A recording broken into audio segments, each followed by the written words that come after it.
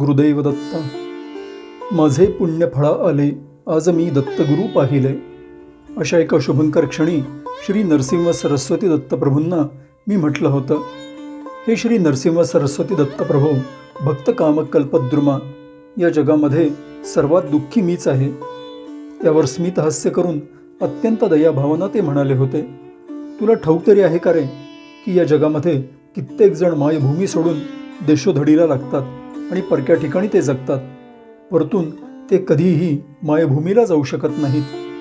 कित्येक जण कष्टार्जित सर्वस्व एका रात्रीत कायमचा गमावतात, पण तरीही ते दुःख पचवून जगतात.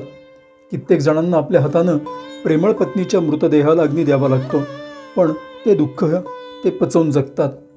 कित्येक जणांना आपल्या गोजीरवाण्या पत्न्यांना मूठ माती द्यावी लागते, पण तरीही ते दुःखाचे कढ गिळून जगतात.